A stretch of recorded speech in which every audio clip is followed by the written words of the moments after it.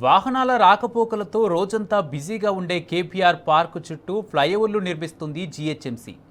KBR park చుట్టూరా నిర్మించే under పాస్లు, ఫ్లైఓవర్ల పనుల కోసం వందలాది చెట్లను నరికి భారీ గుంతలు తవ్వి భారీ విధ్వంసం సృష్టిస్తున్నారు అధికారులు. అసలు ప్లానింగ్ ఏంటి? ఏ విధంగా ఫ్లైఓవర్లు, అండర్ పాస్లు నిర్మిస్తారనే దానిపై క్లారిటీ లేకుండా నిర్మాణాలు కొనసాగుతున్నట్లు సమాచారం.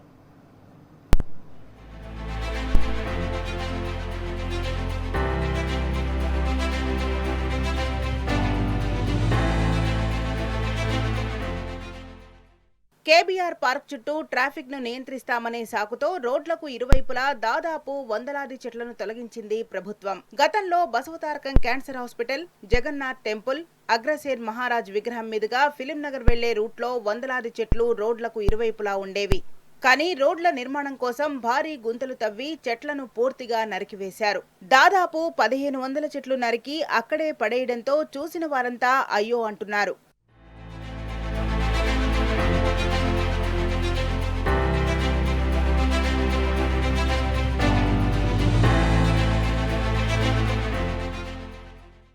అసలు ఏ ప్లాన్ ప్రకారం ఇక్కడ ఫ్లైఓవర్, అండర్ పాస్లను నిర్మిస్తారనే దానిపై అటు జీహెచ్ఎంసీ అధికారులకు కానీ రాష్ట్ర ప్రభుత్వానికి కానీ స్పష్టత లేదనే అనుమానాలు వ్యక్తమవుతున్నాయి. కొంతమంది బడా నేతలు, రాజకీయ ప్రముఖుల ఇళ్లను టచ్ చేస్తే ఇబ్బందులు తలెత్తుతాయని వారి ఇళ్లను ముట్టుకోకుండా ఈ నిర్మాణాలను చేపడుతున్నట్టు తెలుస్తోంది. అందుకోసమే ఫ్లైఓవర్ రావాల్సిన చోట అండర్ పాస్ రావాల్సిన చోట ఫ్లైఓవర్లు నిర్మిస్తున్నారని చర్చించుకుంటున్నారు. అగ్రసేన్ మహారాజ్ విగ్రహం నుంచి జర్నలిస్ట్ కాలనీకి వెళ్లే రూట్లో చాలా మంది ప్రముఖుల ఇళ్లు ఉన్నాయి.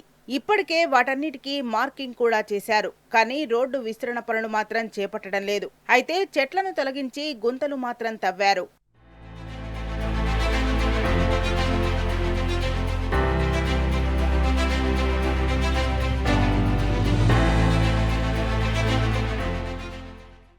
హైదరాబాద్ మహానగరంలో వాహనాల కాలుష్యంతో స్వచ్ఛమైన గాలి కరువైంది. ముఖ్యంగా జూబ్లీహిల్స్, బంజారాహిల్స్ వంటి ప్రాంతాల్లో పొల్యూషన్ తో పాటు ట్రాఫిక్ సమస్య కూడా అత్యధికంగా ఉంటుంది. ఇటువంటి ప్రాంతంలో చెట్లన్నింటినీ తొలగించి పూర్తి ఎడారిగా మార్చారు అధికారులు.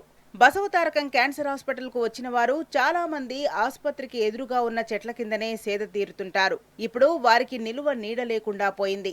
ఆ చెట్లను మళ్లీ నాటే వీలు లేకుండా కొట్టి పక్కన పడేయడంతో ఆ ప్రాంతమంతా బోసిపోయింది. అదొక్కటే కాదు, అగ్రసేన్ మహారాజ్ విగ్రహానికి ఇరువైపులా ఇదే పరిస్థితి నెలకొంది. మొన్నటి వరకు పచ్చదనంతో కళకళ్లాడిన ఈ ప్రాంతమంతా ఇప్పుడు చెట్లు తొలగించడంతో మోడుబారిపోయింది. ఒక ప్లాన్ ప్రకారం ఈ నిర్మాణాలు చేపట్టకుండా ఇష్టానుసారంగా చెట్లను తొలగించడంపై వనప్రేమికులు ఆగ్రహం వ్యక్తం చేస్తున్నారు.